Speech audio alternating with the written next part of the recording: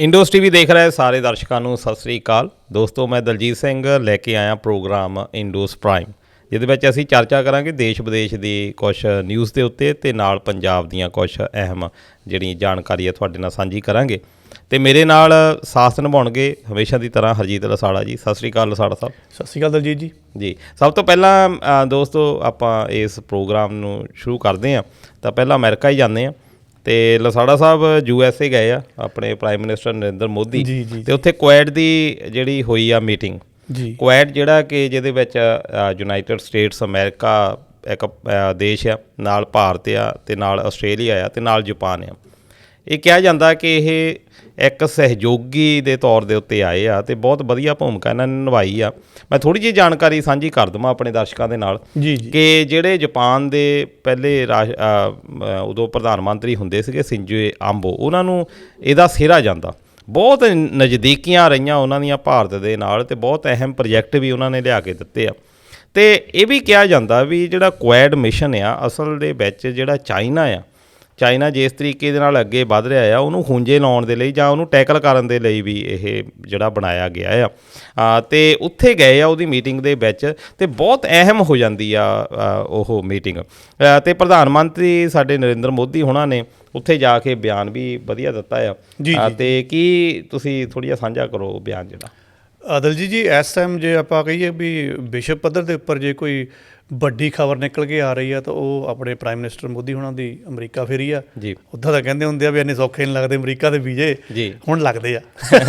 ਹੁਣ ਕਾਫੀ ਸਾਲਾਂ ਤੋਂ ਲੱਗਦੇ ਜਦੋਂ ਉਹ PM ਬਣੇ ਆ ਜੀ। ਖੈਰ, ਹਾਸੇ ਨਾਲ ਹਾਸਾ ਰਿਹਾ ਜੀ। ਪਹਿਲੀ ਗੱਲ ਤਾਂ ਇਹ ਕਿ 3 ਦਿਨਾਂ ਦੀ ਫੇਰੀ ਆ ਇਹ ਅਮਰੀਕਾ ਦੀ। ਮੌਕਾ ਇਹ ਆ ਵੀ ਦੇਖੋ, ਅਮਰੀਕਾ ਦੇ ਵਿੱਚ ਦੇਖੋ ਕੁਝ ਹਫ਼ਤਿਆਂ ਦੇ ਵਿੱਚ ਹੋਣੀਆਂ ਹੈਗੀਆਂ ਉੱਥੇ ਨਵੇਂ ਰਾਸ਼ਟਰਪਤੀ ਦੀਆਂ ਚੋਣਾਂ ਜੀ। ਅਤੇ ਜਦੋਂ ਚੋਣਾਂ ਤੋਂ ਪਹਿਲਾਂ ਕੋਈ ਦੇਸ਼ ਦਾ PM ਕਹਿ ਲਓ ਵੀ ਦੂਜੇ ਦਰਜੇ ਦਾ ਜਿਹੜਾ ਵਸਨੀਕ ਆ, ਉਹ ਨਾਗਰਿਕ ਆ ਦੇਸ਼ ਦਾ, ਉਹ ਗੇੜੀ ਮਾਰੇ ਔਰ ਉੱਥੇ ਉਹਨਾਂ ਦੇ ਲੋਕਾਂ ਨੂੰ ਜਾਂ ਆਪਣੇ ਦੇਸ਼ ਦੇ ਲੋਕਾਂ ਦਾ ਇਕੱਠ ਕਰਕੇ ਕੋਈ ਭਾਸ਼ਣ ਦੇਵੇ ਤਾਂ ਉਹਦੇ ਵੱਡੇ ਮਾਇਨੇ ਹੁੰਦੇ ਆ ਜੀ। ਇਹ ਤੋਂ ਪਹਿਲਾਂ ਕਿ ਮੈਂ ਉਹਨਾਂ ਗੱਲਾਂ ਦੇ ਉੱਪਰ ਥੋੜ੍ਹੀ ਜਿਹੀ ਟਿੱਪਣੀਆਂ ਸਟੇਟ ਬਾਈ ਟਿੱਪਣੀਆਂ ਕਰਾਂ, ਸਿੱਧੀਆਂ ਜਿਹੀਆਂ ਟਿੱਪਣੀਆਂ ਕਰਾਂ। ਇਸ ਟਾਈਮ ਉੱਥੇ ਹੈਗੇ ਕਮਲਾ ਹੈਰਿਸ ਅਤੇ ਡੋਨਲਡ ਟਰੰਪ ਜੀ। ਠੀਕ ਹੈ ਜੀ। ਇਹਦੇ ਵਿੱਚ ਵੈਸੇ ਕੋਈ ਦੋ ਰਾਏ ਨਹੀਂ ਹੈਗੀ ਕਿ ਝੁਕਾਅ ਨਰਿੰਦਰ ਮੋਦੀ ਹੋਣਾ ਦਾ ਕਿੱਧਰ ਨੂੰ ਆ, ਕਿਉਂਕਿ ਜੋ ਬਾਈਡਨ ਦੀ ਜਗ੍ਹਾ 'ਤੇ ਹੁਣ ਕਮਲਾ ਹੈਰਿਸ ਹੋਣੀ ਆਇਆ ਤਾਂ ਇਹਦਾ ਮਤਲਬ ਝੁਕਾਅ ਹੋ ਸਕਦਾ। ਵੈਸੇ ਬਿਆਨਾਤ ਦੇ ਵਿੱਚ ਤਾਂ ਇਸ ਤਰ੍ਹਾਂ ਦਾ ਕੁਛ ਨਹੀਂ ਆਇਆ, ਲੇਕਿਨ ਝੁਕਾਅ ਫਿਰ ਵੀ ਉਹ ਬੰਦਿਆਂ ਨੂੰ ਇੱਕ ਇੰਟਰੈਕਟ ਸੁਨੇਹਾ ਚੱਲ ਜਾਂਦਾ ਨਾ ਆਪਣੀ ਕੌਮ ਨੂੰ, ਆਪਣੇ ਦੇਸ਼ ਦੇ ਨੂੰ ਵੀ ਖਿਆਲ ਰੱਖਿਓ, ਮੈਂ ਵੀ ਆਇਆ ਆ। ਸ਼ਬਦਾਂ ਦੇ ਕਹਿਣ ਦੀ ਵੈਸੇ ਲੋੜ ਨਹੀਂ ਹੁੰਦੀ ਹੈ। ਪਰ ਇਹਦਾ ਜਿਹੜੇ ਪਹਿਲਾਂ ਵੀ ਆਪਾਂ ਦੇਖੀਏ ਕਿ ਝੁਕਾਅ ਤਾਂ ਵੈਸੇ ਟਰੰਪ ਦੇ ਨਾਲ ਵੀ ਜਾਰੀਆਂ ਪੱਕੀਆਂ ਰਹੀਆਂ, ਅਤੇ ਟਰੰਪ ਦਾ ਜੇ ਆਪਾਂ ਕਾਰਜਕਾਲ ਦੇਖੀਏ ਭਾਰਤ ਦੇ ਪ੍ਰਤੀ ਬਹੁਤ ਵਧੀਆ ਰਿਹਾ ਆ ਜੀ।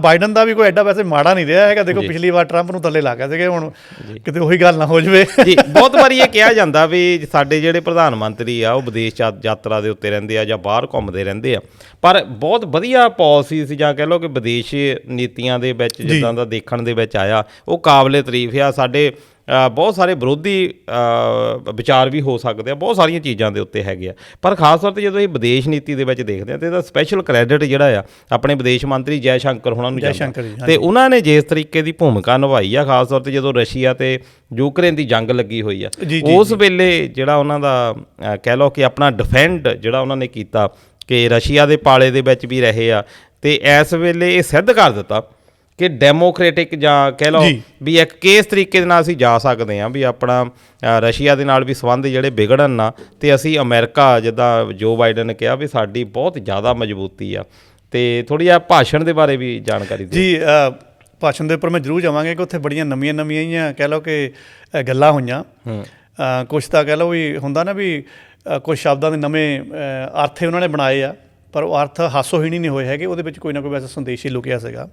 ਵੈਸੇ ਜਿਹੜਾ ਇਹ ਸਿਖਰ ਸੰਮੇਲਨ ਹੈ ਉਹਦੇ 2-3 ਟੀਚੇ ਆ ਜਿਹਨਾਂ ਦੇ ਕਰਕੇ ਵੈਸੇ ਉੱਥੇ ਇਕੱਠੇ ਹੁੰਦੇ ਆ, ਪਰ ਉਹ ਨਾਲ ਦੀ ਨਾਲ ਫਿਰ ਹੋਰ ਜਦੋਂ ਕਿਸੇ ਦੇਸ਼ ਦਾ ਪ੍ਰਧਾਨ ਮੰਤਰੀ ਕਿਸੇ 'ਚ ਆਉਂਦਾ ਫਿਰ ਹੋਰ ਵੀ ਕਈ ਇੰਟਰੈਕਟ ਵੇ ਦੇ ਵਿੱਚ ਕੰਮ ਹੋ ਜਾਂਦੇ ਆ। ਵੈਸੇ ਤਾਂ ਇਹਨਾਂ ਨੇ ਜਲਵਾਯੂ ਤਬਦੀਲੀ, ਤਕਨੋਲੋਜੀ ਅਤੇ ਉਹ ਗੈਰ ਬਰਾਬਰੀ ਵਰਗੀਆਂ ਜਿਹੜੀਆਂ ਵੱਡੀਆਂ ਚੁਣੌਤੀਆਂ ਦਾ ਸਾਹਮਣਾ ਹੁੰਦਾ ਆ, ਵੈਸੇ ਤਾਂ ਉੱਤੇ ਗੱਲਬਾਤ ਹੋਣੀ ਸੀਗੀ। ਪਰ ਜਦੋਂ ਫਿਰ ਆਪਣੀ ਆਵਾਮ ਨੂੰ ਉੱਥੇ ਸੰਦੇਸ਼ ਮਿਲਦਾ ਜਾਂਦਾ ਆ, ਉਹਦੇ ਵਿੱਚ ਫਿਰ ਗੱਲਾਂ ਥੋੜ੍ਹੀਆਂ ਜਿਹੀਆਂ ਖੁੱਲ੍ਹ ਕੇ ਵੀ ਹੋ ਜਾਂਦੀਆਂ ਆ।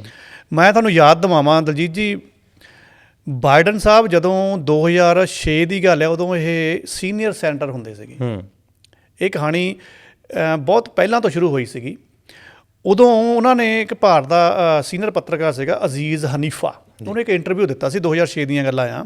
ਉਹਨਾਂ ਨੇ ਇਹ ਕਿਹਾ ਸੀਗਾ 2006 ਦੇ ਵਿੱਚ ਕਿ 2020 'ਚ ਭਾਰਤ ਤੇ ਅਮਰੀਕਾ ਦੁਨੀਆ ਦੇ ਸਭ ਤੋਂ ਨਜ਼ਦੀਕੀ ਦੇਸ਼ ਹੋਣਗੇ। ਅੱਜ ਉਹੀ ਲਾਈਨ ਥੋੜ੍ਹੇ ਜਿਹਾ ਹੇਰ ਫੇਰ ਦੇ ਨਾਲ, ਪਰ ਉਸੇ ਹੀ ਮਤਲਬ ਦੇ ਨਾਲ ਨਰਿੰਦਰ ਮੋਦੀ ਸਾਹਿਬ ਨੇ ਉੱਥੇ ਰਿਪੀਟ ਕਰਤੀ ਹੈ ਕਿ ਅੱਜ ਜਿਹੜੇ ਰਿਲੇਸ਼ਨ ਆ 224 ਦੇ ਵਿੱਚ ਉਹ ਇੰਨੇ ਕੁ ਤਕੜੇ ਆ ਜਿਹੜੇ ਕਦੀ ਪਹਿਲਾਂ ਤਕੜੇ ਨਹੀਂ ਹੋਏ, ਅਮਰੀਕਾ ਤੇ ਇੰਡੀਆ ਦੇ।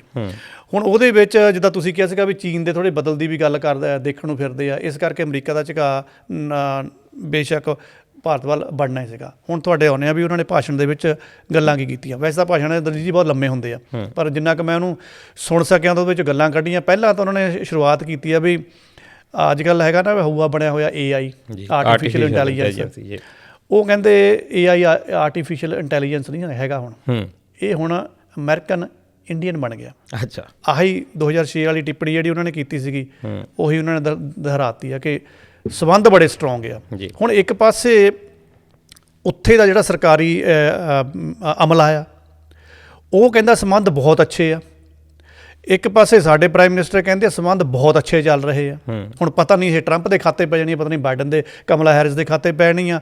ਪਰ ਦੂਸਰੇ ਪਾਸੇ ਕਿਸੇ ਸਟੇਟ ਦੇ ਵਿੱਚੋਂ ਅਗਰ ਕੋਈ ਅਦਾਲਤ ਉੱਥੇ ਦੀ ਸਮਨ ਜਾਰੀ ਕਰਦੀ ਆ ਇੰਡੀਆ ਨੂੰ ਕਿ ਤੁਸੀਂ ਸਾਡੇ ਨਾਗਰਿਕ ਦੇ ਲਈ ਆਹ ਕੁਛ ਪਲਾਨ ਕਰਦੇ ਸੀ ਉਹਨੂੰ ਮਰਵਾਉਣ ਦੇ ਲਈ, ਸਰੋਤੇ ਸਮਝ ਗਏ ਹੋਣਗੇ ਕਿਹੜੀ ਮੈਂ ਗੱਲ ਕਰਦਾ ਪਿਆ, ਗੁਰਪਤਵੰਤ ਪੰਨੂ ਉਹਨਾਂ ਦੀ ਗੱਲ ਕਰਦਾ ਪਿਆ। ਉੱਥੇ ਵੀ ਥੋੜ੍ਹਾ ਦੁਚਿੱਤੀ ਜਿਹੀ ਬਣ ਜਾਂਦੀ ਆ ਵੀ ਇੱਕ ਪਾਸੇ ਤੁਸੀਂ ਕਹਿੰਦੇ ਸੰਬੰਧ ਬਹੁਤ ਵਧੀਆ, ਦੂਜੇ ਪਾਸੇ ਤੁਹਾਡੇ ਖਿਲਾਫ ਸਮਨ ਜਾ ਰਹੇ। ਨਹੀਂ, ਇਹਦੇ ਵਿੱਚ ਜਦੋਂ ਮੀਟਿੰਗ ਇਹਨਾਂ ਦੀ ਹੋਈ ਵੀ ਆ ਕੁਐਡ ਦੀ, ਇਹ ਤੋਂ ਪਹਿਲਾਂ ਉਹਦੇ ਵਿੱਚ ਸਿੱਖ ਲਾਇਰ ਜਿਹੜੇ ਆ ਉਹ ਗਏ ਆ, ਉਹਨਾਂ ਦੇ ਨਾਲ ਮੀਟਿੰਗ ਵੀ ਖਾਸ ਉਚੇਚਾ ਤੌਰ 'ਤੇ ਉੱਤੇ ਅਮਰੀਕਨ ਨੇ ਕੀਤੀ ਆ। ਬਿਲਕੁਲ। ਤੇ ਉਹਦੇ ਪਿੱਛੇ ਦੇਖੋ ਅਮਰੀਕਾ ਦੇ ਬਾਰੇ ਇੱਕ ਕਿਹਾ ਜਾਂਦਾ ਵੀ ਇਹ ਕਿਸੇ ਦਾ ਸਕਾ ਨਹੀਂ, ਇਹ ਤਾਂ ਆਪਣਾ ਫਾਇਦਾ ਦੇਖਦਾ, ਪਰ ਇੰਡੀਆ ਨੇ ਵੀ ਆਪਣਾ ਫਾਇਦਾ ਹੀ ਦੇਖਿਆ।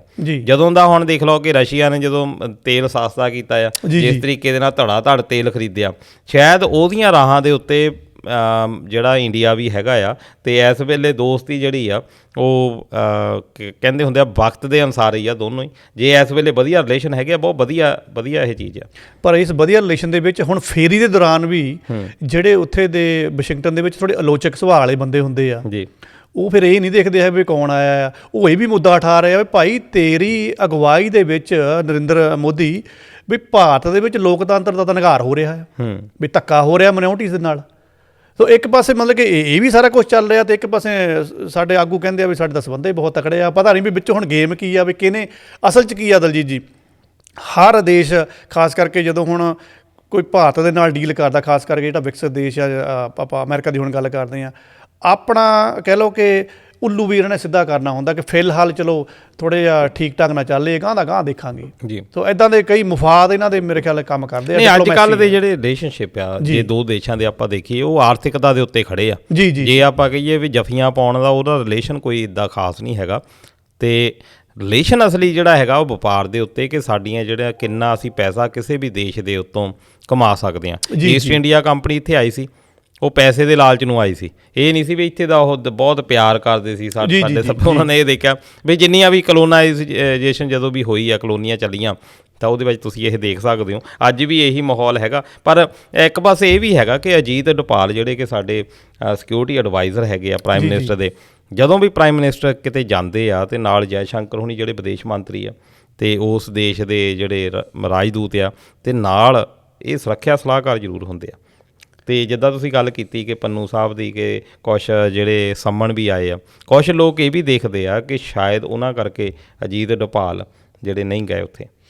ਇਹ ਕੂਟਨੀਤਿਕ ਵੈਸੇ ਹਾਲਾਤ ਮੋਹਰੇ ਰੱਖੇ ਜਾਂਦੇ ਹੁੰਦੇ ਆ, ਫਿਰ ਇਹ ਫੈਸਲਾ ਲਿਆ ਜਾਂਦਾ ਕਿ ਹੁਣ ਅਸੀਂ ਇਸ ਟਾਈਮ ਇਸ ਬੰਦੇ ਦੀ ਐਂਟਰੀ ਕਰਵਾਉਣੀ ਹੈ ਕਿ ਨਹੀਂ ਕਰਵਾਉਣੀ। ਦੇਖੋ ਪਿਛਲੇ 10 ਸਾਲ ਤਾਂ ਜੈ ਸ਼ੰਕਰ ਪ੍ਰਸਾਦ ਹੋਣਾ ਦੇ ਸੀਗੇ, ਉਹਨੇ ਜੋ ਨਾਂ ਪੂਰੇ ਵਿਸ਼ਵ ਦੇ ਵਿੱਚ ਦਿੱਤਾ ਆ ਭਾਰਤ ਦਾ, ਇੱਕ ਛਵੀ ਬਹੁਤ ਤਕੜੀ ਕ੍ਰੀਏਟ ਕਰਕੇ ਦਿੱਤੀ ਆ ਜੀ। ਜਿੱਥੇ ਉਹਨਾਂ ਨੂੰ ਕਿਸੇ ਮੀਟਿੰਗ ਦੇ ਵਿੱਚ ਬੋਲਣਾ ਪੈਂਦਾ ਸੀ, ਠੋਕ ਕੇ ਬੋਲਦੇ ਵੀ ਸੀ ਤੇ ਮੂਹਰੇ ਲਾਜਵਾਬ ਕਰ ਦਿੰਦੇ ਸੀਗੇ, ਕਿਉਂਕਿ ਉਹਨਾਂ ਦੀ ਐਜੂਕੇਸ਼ਨ ਤਕੜੀ ਆ ਤੇ ਉਹਨਾਂ ਦਾ ਤਜਰਬਾ ਬਹੁਤ ਹੈ। ਇਹ ਵੀ ਇੱਕ ਵਧੀਆ, ਚਲੋ ਹੋਰ ਵੀ ਗੱਲਾਂ ਹੈਗੀਆਂ, ਪਰ ਇਹ ਨਰਿੰਦਰ ਮੋਦੀ ਦਾ ਇਹ ਹੈਗਾ ਵੀ ਜਿਹੜੇ ਡਿਪਾਰਟਮੈਂਟ ਆ ਜੀ, ਉਹਨੇ ਅਕੋਰਡਿੰਗ ਟੂ ਜਿਹੜੀ ਉਹਦੀ ਜੋ ਉਹਦਾ ਤਜਰਬਾ ਆ ਉਹਦੇ ਦਿੱਤੇ ਆ। ਜੈ ਸ਼ੰਕਰ ਸਭ ਤੋਂ ਵੱਡੀ ਮਿਸਾਲ ਆ, ਉਦੋਂ ਮੈਜੋਰਟੀ ਸੀਗੇ ਤੇ ਉਹ ਕਰ ਗਏ ਜੀ। ਹੁਣ ਥੋੜੇ ਵਿਸਾਖੀਆਂ ਤੇ ਆ, ਉਹ ਜ਼ਿਆਦਾ ਫਿਰ ਇੱਧਰ ਉੱਧਰ ਦਬਾਅ ਹੀ ਪੈਂਦਾ ਹੋਵੇ ਜੀ ਵੀ ਆਹ ਬੰਦਾ ਪਾਉਣਾ, ਆਹ ਬੰਦਾ ਨਹੀਂ ਪਾਉਣਾ ਜੀ। ਖੈਰ, ਇਹਦੇ ਬਾਰੇ ਹੁਣ ਮੈਂ ਥੋੜ੍ਹੀ ਜਿਹੀ ਦਰਸ਼ਕਾਂ ਦੇ ਨਾਲ ਹੋਰ ਇੱਕ ਖਬਰ ਸਾਂਝੀ ਕਰ ਦੇਵਾਂ ਕਿ ਸ਼੍ਰੀਲੰਕਾ ਦੀ ਸਾਡੇ ਗੁਆਂਢੀ ਮੁਲਕ ਆ, ਗੁਆਂਢੀਆਂ ਦੀ ਜਾਣਕਾਰੀ ਰੱਖਣਾ ਬੜਾ ਜ਼ਰੂਰੀ ਆ। ਸ਼੍ਰੀਲੰਕਾ 2022 ਦੇ ਵਿੱਚ ਇੱਕ ਬਹੁਤ ਵੱਡਾ ਇੱਕ ਉਹਨਾਂ ਨੇ ਨੁਕਸਾਨ ਦੇਖਿਆ। ਉਹਦੇ ਵਿੱਚ ਆਰਥਿਕ ਸੰਕਟ ਵੀ ਆਇਆ ਅਤੇ ਤੇਲ ਤੋਂ ਵੀ ਮੁਹਤਾਜ ਹੋਏ, ਦਵਾਈਆਂ ਤੋਂ ਵੀ ਮੁਹਤਾਜ ਹੋਏ, ਖਾਣ ਪੀਣ ਤੋਂ ਵੀ ਮੁਹਤਾਜ ਹੋਏ। ਅਤੇ ਉਸ ਤੋਂ ਬਾਅਦ ਵੋਟਿੰਗ ਜਿਹੜੀ ਹੋਈ ਆ ਉਹਦੇ ਵਿੱਚ ਅਨੂਰਾ ਕੁਮਾਰਾ ਦਿਸਾਨਾਇਕੇ ਇਹ ਸ਼੍ਰੀਲੰਕਾ ਦੇ ਨਵੇਂ ਪ੍ਰਾਈਮ ਮਿਨਿਸਟਰ ਜਿਹੜੇ ਆ ਚੁਣੇ ਗਏ ਆ ਅਤੇ ਸਵਾਗਤ ਕਰਨਾ ਬਣਦਾ। ਅਤੇ ਦੂਜੇ ਪਾਸੇ ਇਹ ਵੀ ਜਾਣਕਾਰੀ ਮਿਲੀ ਆ ਕਿ ਉਹ ਖੱਬੇ ਪੱਖੀ ਧਿਰਾਂ ਦੇ ਨਾਲ ਥੋੜ੍ਹੀ ਜਿਹੀ ਵਿਚਾਰਧਾਰਾ ਦੇ ਨਾਲ ਜਿਹੜਾ ਸੰਬੰਧ ਰੱਖਦੇ ਆ ਅਤੇ ਨੈਸ਼ਨਲ ਪੀਪਲ ਪਾਵਰਸ ਪਾਰਟੀ ਵੱਲੋਂ ਆਏ ਆ। ਪਰ ਨਾਲ ਇਹ ਵੀ ਪਹਿਲੀ ਵਾਰ ਹੋਇਆ ਸ਼੍ਰੀਲੰਕਾ ਦੇ ਵਿੱਚ ਕਿ ਸੈਕੰਡ ਰਾਊਂਡ ਦੀ ਵੋਟਿੰਗ ਜਿਹੜੀ ਆ ਕਾਊਂਟਿੰਗ ਜਿਹੜੀ ਆ ਉਹ ਕਰਨੀ ਪਈ। ਬਿਲਕੁਲ।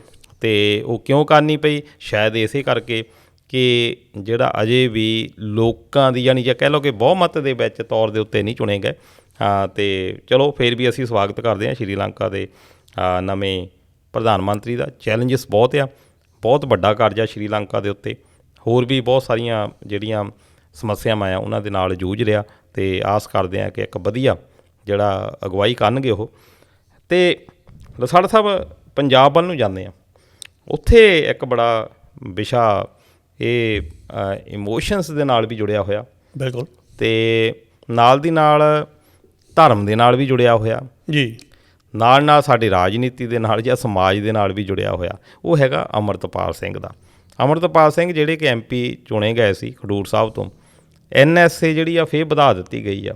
ਇਸ ਵਾਰ ਆਸ ਕੀਤੀ ਜਾ ਰਹੀ ਸੀ ਕਿ ਜਿਸ ਤਰੀਕੇ ਦੇ ਨਾਲ ਸਹੁੰ ਵੀ ਚੁਕਾਈ ਗਈ ਆ ਵੀ ਸ਼ਾਇਦ ਬਾਹਰ ਆਉਣਗੇ, NSA ਹਟਾ ਦਿੱਤੀ ਜਾਵੇਗੀ, ਨੈਸ਼ਨਲ ਸਿਕਿਉਰਿਟੀ ਐਕਟ 1980, ਅਤੇ ਇੱਕ ਵਾਰ ਫਿਰ ਵਧਾ ਦਿੱਤੀ ਗਈ ਆ। ਕੀ ਵਿਚਾਰ ਰੱਖਦੇ ਹੋ ਇਹ 'ਤੇ? ਜੀ ਦਲਜੀਤ ਜੀ, ਜਿਸ ਤਰ੍ਹਾਂ ਤੁਸੀਂ ਕਿਹਾ ਵੀ ਇੱਕ ਵਾਰ ਫਿਰ ਇਹ ਮੁੱਦਾ ਉੱਠਿਆ ਜੀ। ਪਹਿਲੀ ਗੱਲ ਤਾਂ ਇਹ ਹੈ ਕਿ ਆਸ ਰਹੀਆਂ ਸੀਗੀਆਂ ਵੀ ਅੰਮ੍ਰਿਤਪਾਲ ਹੋਣਾ ਦੀ 27 ਤੱਕ ਰਿਹਾਈ ਸੰਭਵ ਸੀਗੀ।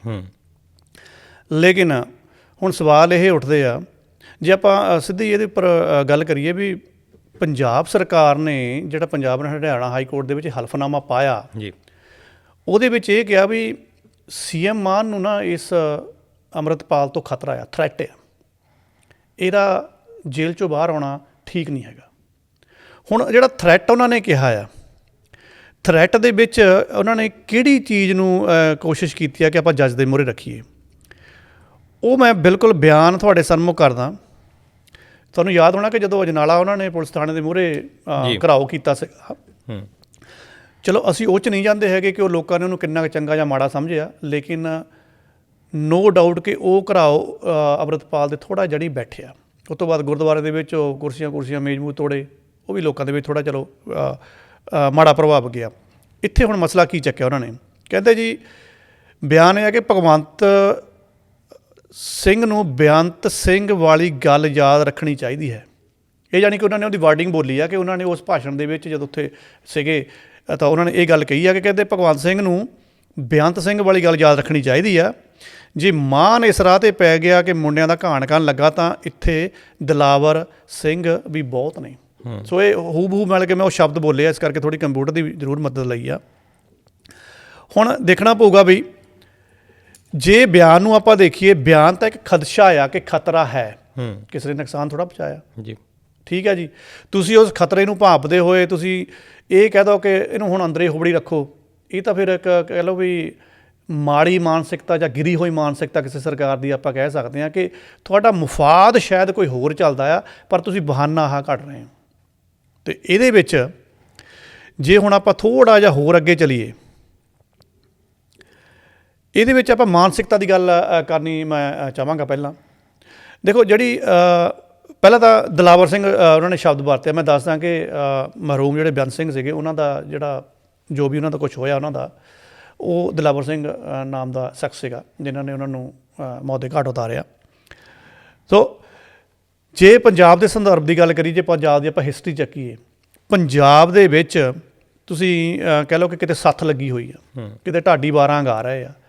ਪੁਰਾਣੇ ਆਪਣੇ ਕਿਸਾਨ ਅੰਦੋਲਨ ਦੀ ਗੱਲ ਚੱਕ ਲਓ, ਹੁਣ ਦਾ ਸ਼ੰਭੂ ਦੇ ਉੱਪਰ ਹਜੇ ਵੀ ਉੱਥੇ ਧਰਨਾ ਲੱਗਾ ਹੋਇਆ ਆ। ਕਿਆ ਉੱਥੇ ਇਹ ਸਾਰੀਆਂ ਉਦਾਹਰਨਾਂ ਹਿਸਟਰੀ ਦੀਆਂ ਕੋਡ ਨਹੀਂ ਹੁੰਦੀਆਂ? ਕਿਆ ਸਾਡੇ ਆਮ ਬੋਲਚਾਲ ਦੇ ਵਿੱਚ ਇਹ ਆਉਂਦਾ ਨਹੀਂ ਹੈਗਾ ਕਿ ਪੰਜਾਬੀ ਬੜੇ ਗੁੱਸੇ ਵਾਲੇ ਆ, ਪੰਜਾਬੀਆਂ ਦਾ ਪਿਆਰ ਵੀ ਬਹੁਤ ਚੰਗਾ ਅਤੇ ਉਹਨਾਂ ਦਾ ਗੁੱਸਾ ਵੀ ਬਹੁਤ ਭੈੜਾ ਆ।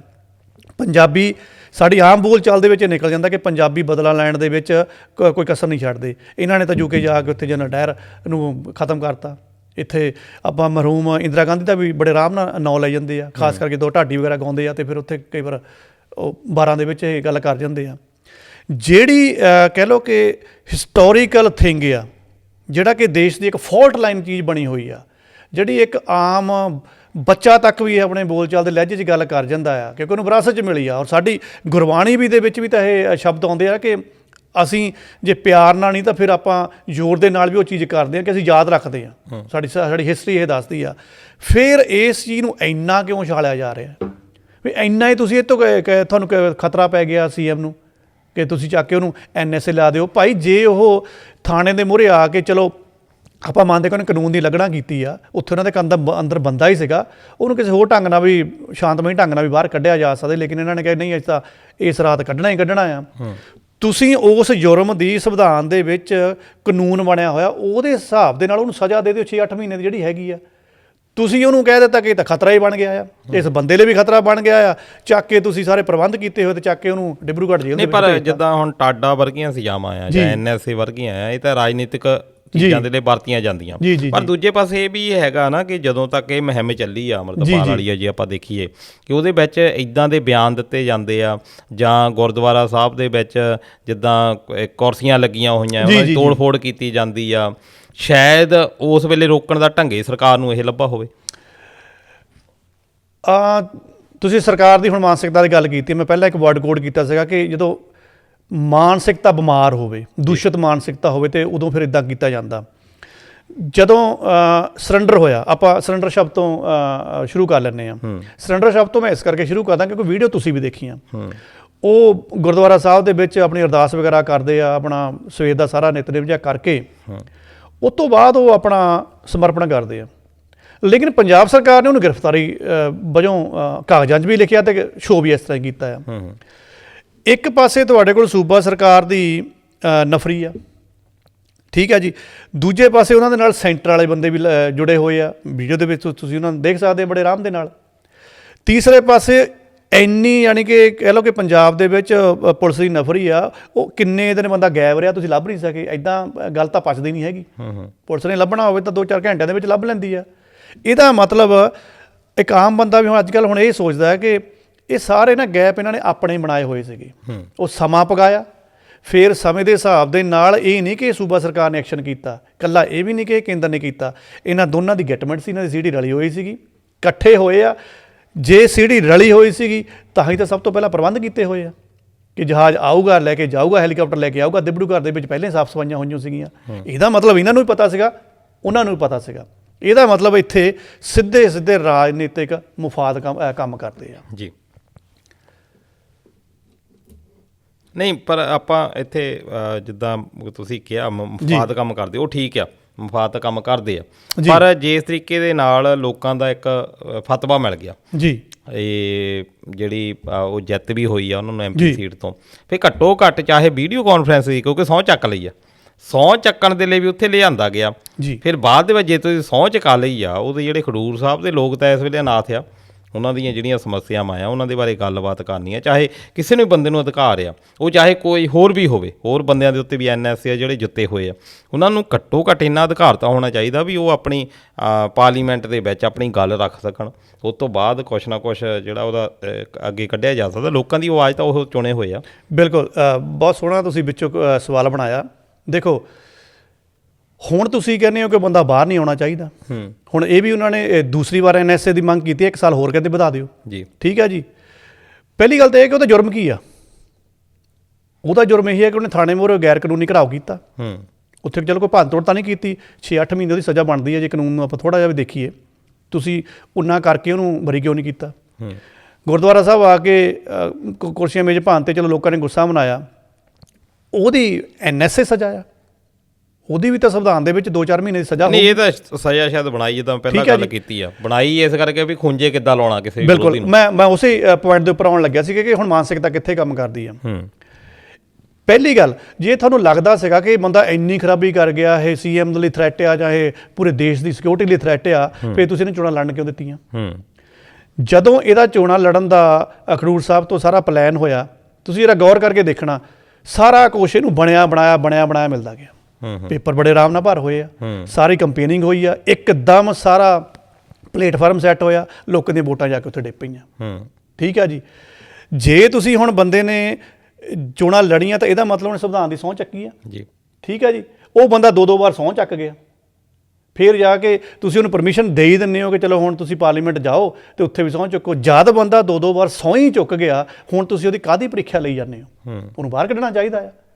ਅਗਰ ਤੁਸੀਂ ਉਹਨੂੰ ਬਾਹਰ ਕੱਢੋਗੇ, ਜਦੋਂ ਉਹ ਆਪਣੀ ਜਨਤਾ ਦੇ ਵਿੱਚ ਆਏਗਾ, ਜਨਤਾ ਵੀ ਤਾਂ ਚਾਹੁੰਦੀ ਹੈ ਨਾ ਕਿ ਸਾਡਾ MP ਆਵੇ, ਅਸੀਂ ਉਹਨੂੰ ਆਪਣੀ ਦੁੱਖ ਤਕਲੀਫਾਂ ਦੱਸੀਏ।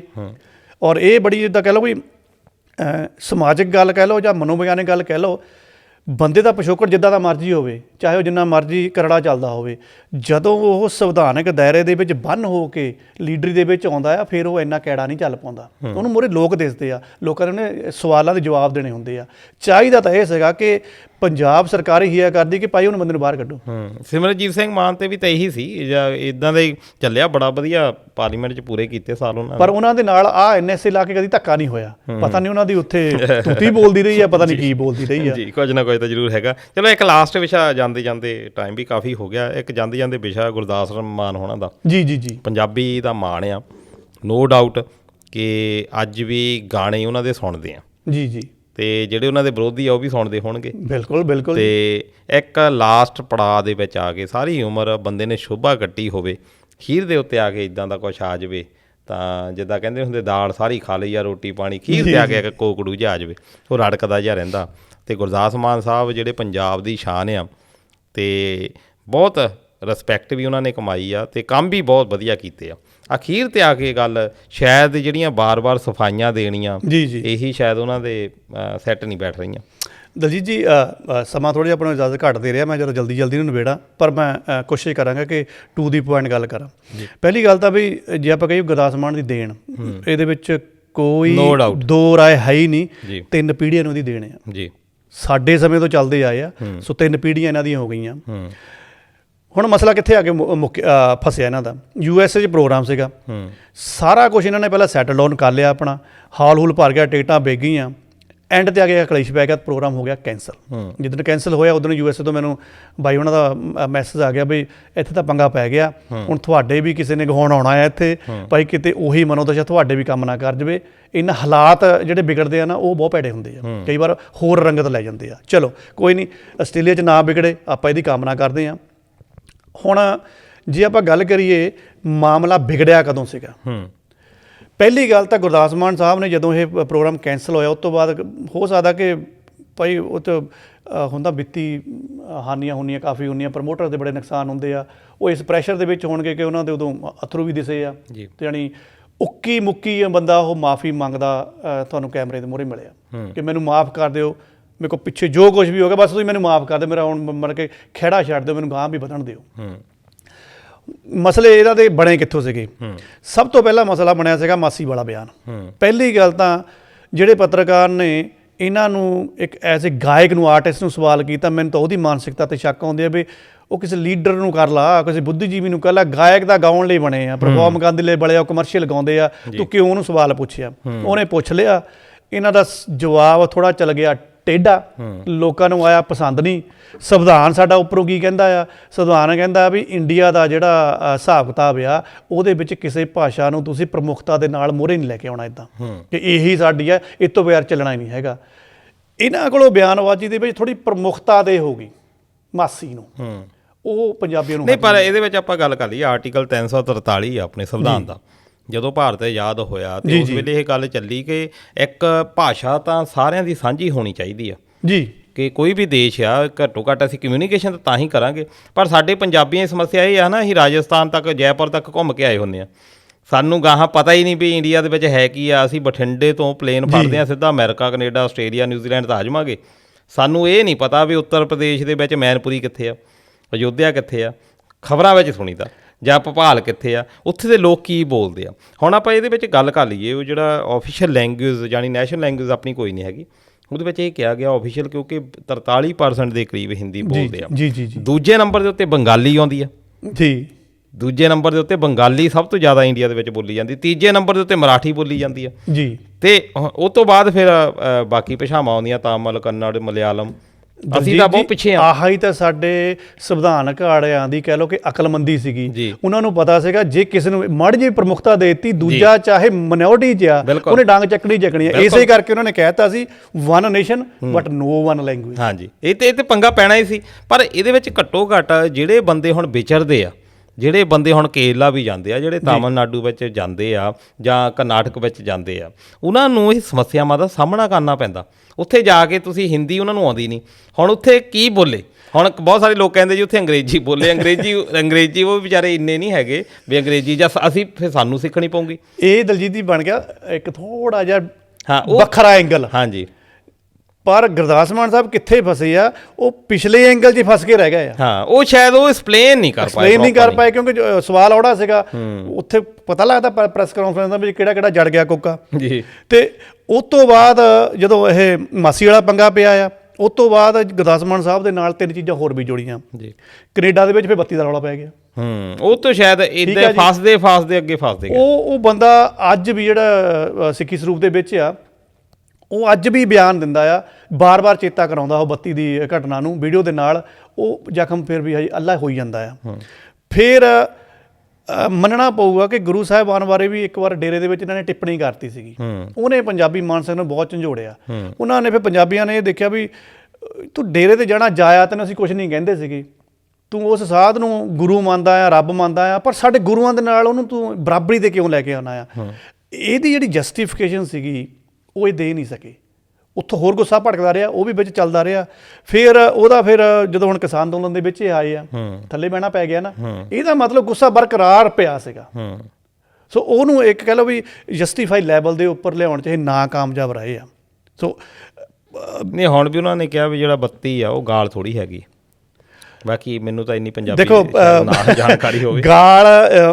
ਗਾਲ ਕਹਿਣਾ ਨਾ ਕਹਿਣਾ ਉਹ ਇੱਕ ਅਲੱਗ ਗੱਲ ਆ, ਪਰ ਉਹਦੇ ਜਿਹੜੇ ਮਾਇਨੇ ਨਿਕਲਦੇ ਆ, ਉੱਥੇ ਸਾਡੀਆਂ ਧੀਆਂ ਭੈਣਾਂ ਬੈਠੀਆਂ, ਜਾਂ ਸੋਸ਼ਲ ਮੀਡੀਆ ਦਾ ਜ਼ਮਾਨਾ ਆ, ਇੱਕਦਮ ਤਾਂ ਉਹ ਕਲਿੱਪ ਬਾਹਰ ਨਿਕਲ ਗਈ ਆ।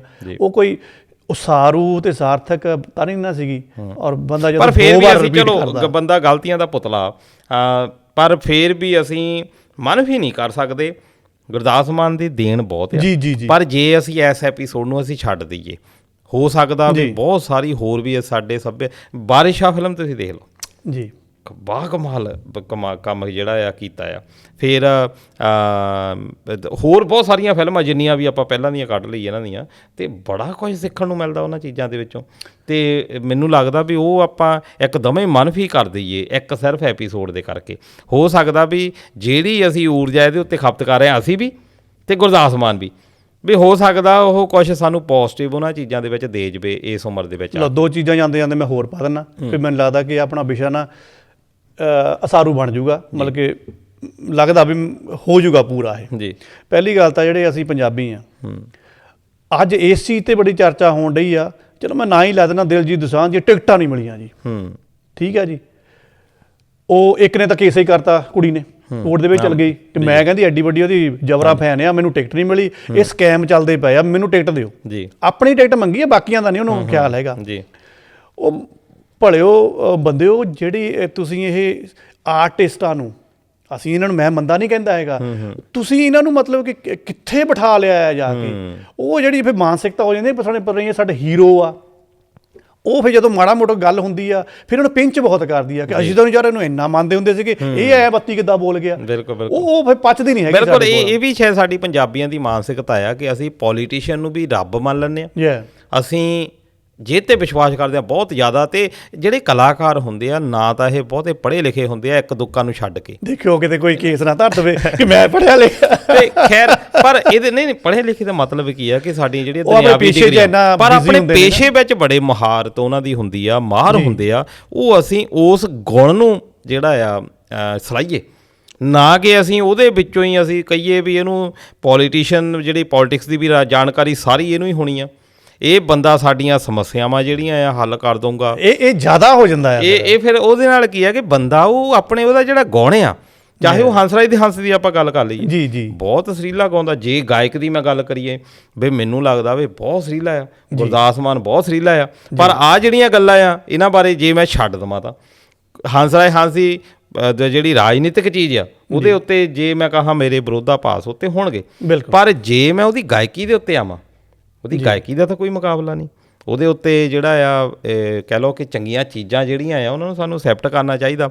ਸਾਨੂੰ ਵੀ ਇਹ ਚਾਹੀਦਾ ਆ ਵੀ ਜਿਹੜੇ ਬੰਦਾ ਜਿਹੜੇ ਗਾਉਣੇ ਆ ਉਹਦੇ ਵਿੱਚ ਜੀ, ਸਾਰੀਆਂ ਕਲਾਵਾਂ ਸਾਰਿਆਂ ਵਿੱਚ ਨਹੀਂ ਹੁੰਦੀਆਂ, ਉਹ ਸਾਨੂੰ ਅਸੀਂ ਉਹੀ ਗਾਉਣ ਦੇਖੀਏ, ਨਾ ਕਿ ਉਹਨੂੰ ਇਹ ਦੇਖ ਲਈਏ ਵੀ ਪਲਕਾਂ ਦੇ ਉੱਤੇ ਬਿਠਾ ਲਿਆ, ਬਾਅਦ 'ਚ ਫਿਰ ਸਾਡਾ ਵਿਸ਼ਵਾਸ ਟੁੱਟਦਾ, ਫਿਰ ਅਸੀਂ ਜਿਹੜਾ ਉਹ ਵਿਸ਼ਵਾਸ ਦੇ ਚੱਕਰ ਦੇ ਵਿੱਚ ਗਾਲਮ ਗਾਲੀ ਹੋ ਜਾਂਦੇ ਆ, ਆਪਣੇ ਵੀ ਤੁਸੀਂ ਡਿਸਟਰਬ ਹੁੰਦੇ ਆ। ਟੈਨਸ਼ਨਾਂ ਤਾਂ ਹੋਰ ਬਹੁਤ ਜ਼ਿਆਦਾ ਇੱਥੇ ਹੈਗੀਆਂ ਪੰਜਾਬ ਦੀਆਂ, ਦਲਜੀਤ ਦੀ ਟੈਨਸ਼ਨਾਂ ਹੋਰ ਨੇ। ਮੈਨੂੰ ਲੱਗਦਾ ਨਾ ਜੇ ਹੁਣ ਉਹਨੇ ਕੰਨਾਂ ਨੂੰ ਹੀ ਹੱਥ ਲਾ ਕੇ ਮਾਫੀ ਮੰਗ ਲਈ, ਕਰਦੇ ਹੋ ਯਾਰ ਮਾਫ, ਕਿਹੜੀ ਗੱਲ ਆ, ਹੋਰ ਬੜੀਆਂ ਸਮੱਸਿਆਵਾਂ। ਮੇਰੀ ਗੱਲਬਾਤ ਹੋਈ ਸੱਜਣ ਦੇ ਨਾਲ, ਮੈਂ ਕਿਹਾ ਵੀ ਹੁਣ ਤਾਂ ਮਾਫੀ ਮੰਗ ਲਿਓ, ਉਹ ਕਹਿੰਦੇ ਨਹੀਂ ਜਿੱਦਾਂ ਦੀ ਅਸੀਂ ਮੰਗਾਉਣੀ ਉਦਾਂ ਦੀ ਨਹੀਂ ਮੰਗੀ। ਹੁਣ ਇਹ ਜਿਹੜੀ ਅੱਛਾ ਦਲਜੀਤ ਦੀ ਜਾਂਦੇ ਜਾਂਦੇ ਜੀ ਸਰੋਤਿਆਂ ਲਈ ਇੱਕ ਮੈਂ ਸਵਾਲ ਛੱਡ ਦਿੰਦਾ, ਕਿਉਂਕਿ ਮੈਂ ਖੁਦ ਦੇਖਦਾ ਵੀ ਇਹਦਾ ਆਨਸਰ ਕੀ, ਇਹਦਾ ਜਵਾਬ ਕੀ ਆ। ਤੁਹਾਨੂੰ ਜੇ ਲੱਭਦਾ ਤੁਸੀਂ ਜਾਂਦੇ ਜਾਂਦੇ ਦੇ ਜਾਓ। ਬੰਦਾ ਕਹਿੰਦਾ ਮੇਰੇ ਕੋਲ ਗਲਤੀਆਂ ਹੋ ਗਈਆਂ, ਆਹ ਫੜੇ ਮੈਂ ਕੰਨ ਤਾਂ ਇਹਦੇ ਕੀ ਫੜ ਲਿਆ ਉਹਨੇ, ਮੈਨੂੰ ਮਾਫ ਕਰ ਦਿਓ। ਤੁਹਾਨੂੰ ਜਿਹੜੇ ਵੀ ਲੱਗਦੇ ਬਸ ਮੈਨੂੰ ਮਾਫ ਕਰ ਦਿਓ, ਵੀ ਛੱਡ ਦਿਓ ਇਹ ਖਹਿੜਾ, ਮੇਰੀ ਮਾਂ ਨੂੰ ਨਾ ਬੁਰਾ ਬੋਲੋ, ਮੇਰੇ ਜਾਂ ਕਿਸੇ ਹੋਰ ਨੂੰ ਨਾ ਬੁਰਾ ਬੋਲੋ। ਇਹ ਮਾਫੀ ਦੇਣੀ ਕਿਹਨੇ ਆ? ਸਵਾਲ ਤਾਂ ਇੱਥੇ ਖੜਾ ਨਾ। ਉਹ ਕਹਿੰਦਾ ਮੈਨੂੰ ਮਾਫ ਕਰ ਦਿਓ, ਅਗਲਾ ਕਹਿੰਦਾ ਮੈਂ ਦੇਣੀ ਕਿਹਨੇ ਆ ਮਾਫੀ, ਇਹ ਤਾਂ ਪਤਾ ਲੱਗੇ। ਤੇ ਜਿਹਨੇ ਦੇਣੀ ਆ ਉਹ ਕਹਿੰਦਾ ਮੈਂ ਨਹੀਂ ਕਰਨਾ। ਜਾਣੀ ਕਿ ਪੰਜਾਬ ਦੇ ਵਿੱਚ ਕੋਈ ਬੋਡੀ ਆ ਜਾਂ ਕੋਈ ਮਤਲਬ ਕਿ ਬਹੁਤ ਕੋਈ ਉੱਚੇ ਕੱਦ ਦਾ ਬੰਦਾ ਜਿਹਨੇ ਆ ਕੇ ਕਹਿਣਾ ਮਨਾ ਤੈਨੂੰ ਮਾਫ ਕਰਤਾ ਜੀ। ਮਸਲਾ ਤਾਂ ਇੱਥੇ ਵੀ ਖੜਾ ਹੋਇਆ ਨਾ, ਮਾਫੀ ਕਿੱਥੋਂ ਦਵਾਈਏ? ਤੇ ਜੇ ਆਪਾਂ ਕਹਿੰਦੇ ਵੀ ਸੰਗਤ ਤੋਂ ਮਾਫੀ ਦਵਾਉਣੀ ਆ, ਭਾਈ ਅੱਧੀ ਸੰਗਤ ਤਾਂ ਫਿਰ ਉਹਦੇ ਨਾਲ ਵੀ ਖੜੀ ਆ। ਉਹ ਕਹਿੰਦੇ ਠੀਕ ਹੈ ਯਾਰ ਬਹੁਤ ਹੋ ਗਈ, ਕਾਹਨੂੰ ਖਿੱਚੀ ਜਾਂਦੇ ਆ? ਤੇ ਕੁਛ ਸੰਗਤ ਇਹੀ ਹੈ ਕਹਿੰਦੇ ਨਹੀਂ ਅੱਜ ਖਿੱਚਣਾ ਆ, ਵੀ ਬਾਈ ਪਹਿਲਾਂ ਪਤਾ ਕਰ ਲਓ ਮਾਫੀ ਕਿੱਥੋਂ ਦਵਾਉਣੀ। ਪਰ ਸ਼ਾਇਦ ਇਹਦੇ ਵਿੱਚ ਵੀ ਹੈ ਕਿ ਸਾਡੇ ਵਿੱਚ ਜਿਹੜਾ ਇੱਕ ਸਹਿਣਸ਼ੀਲਤਾ ਸ਼ਬਦ ਸੀ ਉਹ ਸਾਡੇ ਤੋਂ ਬਹੁਤ ਪਰੇ ਚਲੇ ਗਿਆ। ਅਸੀਂ ਵੈਸੇ ਤਾਂ ਕਹਿ ਦਿੰਦੇ ਹਾਂ ਗੁਰਬਾਣੀ ਜਿਹੜਾ ਮੰਨਦੇ ਹਾਂ ਆਪਾਂ, ਪਾਠ ਪੂਜਾ ਵੀ ਕਰਦੇ ਹਾਂ, ਸਭ ਤੋਂ ਜੇ ਆਪਾਂ ਬੇਸਿਕ ਚੀਜ਼ ਰੱਖ ਲਈਏ ਜੀ, ਉਹ ਸਭ ਤੋਂ ਪਹਿਲੀ ਗੱਲ ਆ ਸਹਿਣਸ਼ੀਲਤਾ, ਕਿ ਅਸੀਂ ਸਹਿ ਲਈਏ ਕਿਸੇ ਚੀਜ਼ ਦੇ ਕੋਈ ਸ਼ਬਦ ਬੋਲੇ ਆ ਤਾਂ ਹੀ ਮਿੱਤਰਤਾ ਬਰਕਰਾਰ ਰਹਿ ਸਕਦੀ ਹੈ।